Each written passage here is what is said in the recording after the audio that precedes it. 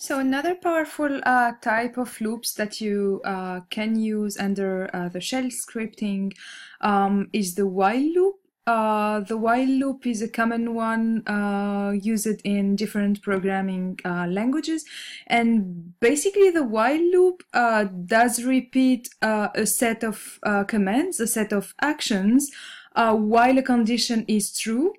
So here the structure is while and a condition, so the result of the conditions should be true or false.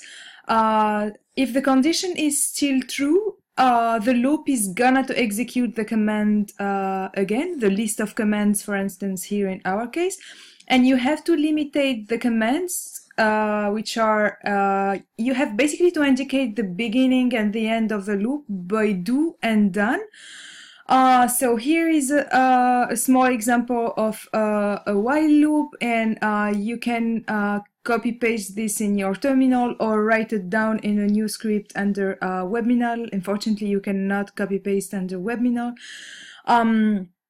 And so the idea is here is that we are trying to display a message in the screen many times. And we are using an integer that we are incrementing each time. So we gave an initial value to the variable n to 1. And then we are doing a control on this variable n. And we increase the value of n by 1 each time. So basically here what you can see is that we are controlling if n is less or equal to 5, and if it's still less or equal to 5, we're gonna do that treatment again. So what is meant here is that we need basically to do a treatment 5 different times, and we need a variable that is going to count the number of operations you are doing. So this is why basically we use the n, and we are displaying the n here. So remember two important things. If you are doing this kind of loop using an integer, you have to give an initial value to the integer, otherwise we won't be able to compare when you first enter this loop. Like if you don't give a value to n, the very first time the system will try to interpret, will try to test the condition, it's gonna return. It won't be able to do a real comparison because you don't have a value for your n. Remember that this is this sentence starting by ash is a command. So the interpreter of the shell won't interpret this as a command because I'm starting it with the hash. And this kind of commands could be very useful when you write more complicated scripts, and if you want to remember what you did exactly, or they could be also very good if you want to share your scripts with someone else, so people will be able to understand more easily what you are doing. You can say this is the alignment step, this is the quality check, or whatever. So the second important thing in the loop is the fact that you need to increment your variables. So again, if your control is based on that variable, if you don't change the value of the variable, the value of n will remain 1. And so what's going to happen is that the system is gonna loop an infinite number of times, because each time we're gonna check if the n is less or equal to 5, the result will be true, and we're gonna execute the commands that are here. So you definitely need to do something to change the value of the variable. It could be incrementing it, like adding +1 here. It could be decrementing it, or it could be any other modification of the value of your variable based on a conditional test or wherever. Again, this is a very simple example.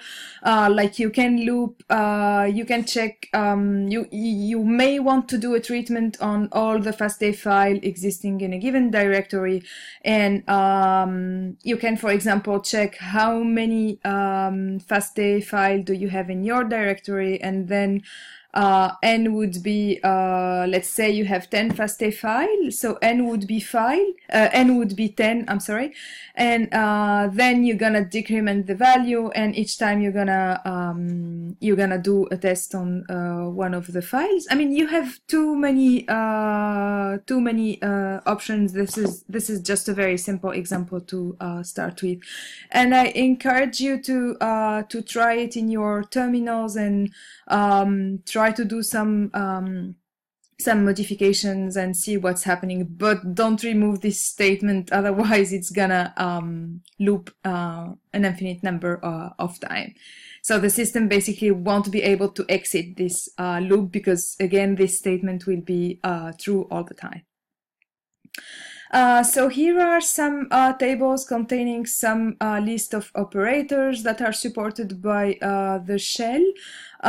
In this table, here are some arithmetic operations that you can use, like the addition, multiplication, division, etc. Remember we said that the equal sign is used to assign a value to a variable. And if you want to test if a variable is equal to a given value, you can use a double equal sign, and this will allow you to do a comparison. If you want to test the non-equality, you can use an exclamation mark followed by the equal sign.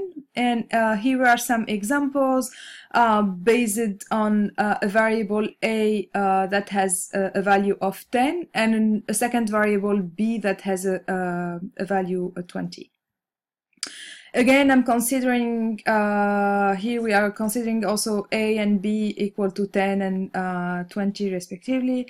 And here are other type of operators that you can use. And basically these kind of operators allow you to do basic comparison, like equal to equal to something or not, less than something, less or equal to something, equal or not, and you might try these different operators that are supported by the shell. All these operators should come between brackets.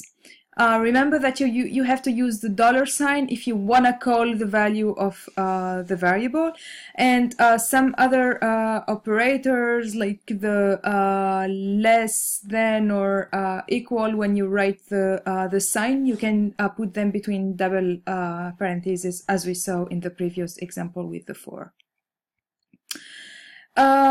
So I wanted to give you some examples if you want to control the tasks that you are running, some examples of commands, of course. If you want to list all the tasks that you are running in your system, you might use the ps command. If you want to kill or send the signal to stop a given task that you are running, you can use kill. So basically, if you forget to increment or change the value of the variable your while loop is based on, you can use kill to kill that job. Jobs is also a command that is an alternate way to list all your own processes, and you do have the possibility to put a job in the background. What we mean here is that sometimes you do run a job that takes time. Like, for instance, if you are running a bow tie or a BWA, it takes time. And once the job is not finished yet, you don't have the hand to write, you don't have the prompt again to write a new command.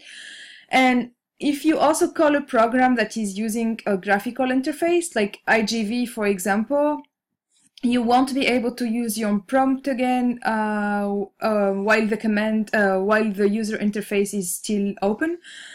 Of course, you can interrupt these programs by using the combination of Control plus Z, or what you can do is to choose that to run this program in the background. What we mean here is that, okay, you are going to run the program, but you still want to have the possibility to do some other jobs. So you can put a job in the background by using your command name followed by this sign. And this will allow you to do so. So if you run the PS or jobs, you will still see that your job is running, but in the background, and you will have the possibility to use your prompt again and type other commands. I'm going now to move to the HSH connections. So HSH is basically a protocol that allows you to connect to remote machines. Remember we said that Linux is a multi-user operating system, and you might ask yourself, how is it to be a multi-users and a multitask operating system? How can different users execute different commands on the same time, because your computer has only one keyboard and only one screen? But still, many users can still connect to your computer or connect on the same time to a given server typically. So if your computer is connected to internet or to a local network, remote users can log in into your computer using this secure shell protocol, the SSH, and operate in your computer. So the users connecting to this machine or to this server can still execute different kind of applications and display the result in their own computer they are using to connect to the server, I mean. So SSH stands for Secure Shell, and it's a protocol used to allow securely logging into a remote machine. It's basically like the Telnet protocol, but the difference is that the Telnet is not encrypted. So when a client tries to connect to a server, the information sent are not encrypted. But if you use an SSH to connect from a client to a server, information is encrypted, and it's really secure. So if you want to connect via the SSH protocol, you might use the SSH command. And the syntax is the following. So you have to specify your remote username, the signal at, and then the remote host. Again, the remote host could be any distant machine. It could be a machine located in your local network, or a distant machine. And you can specify either the IP address of this remote host or a domain name, for example. If you don't specify your remote username, SSH command will assume that your username in that remote machine is the same username that you do have in your current machine from which you are trying to connect. So of course, when you connect, you will be asked to provide a password, and to exit, if you want to go back to your local machine and go back to your session, you just have to type exit, and it's gonna take you back to your machine. Here is a very useful command. If you want, for example, if you are working on a server and you want to do some file copies from the server to your machine, or from your machine to the server, to do a given treatment on them on that server, you might use this scp command. Remember, we saw the cp command, which does basically copy from one place to another.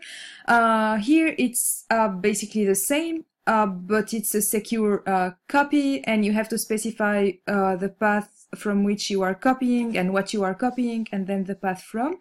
The only difference between the CP and SCP is also the fact that you have to specify a remote machine, either as a destination or as a source.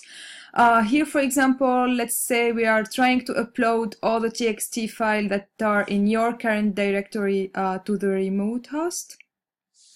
So it's basically an SCP. Here we are specifying the current working directory, and from this current working directory we want to take all the files ending by txt and copy them to that specific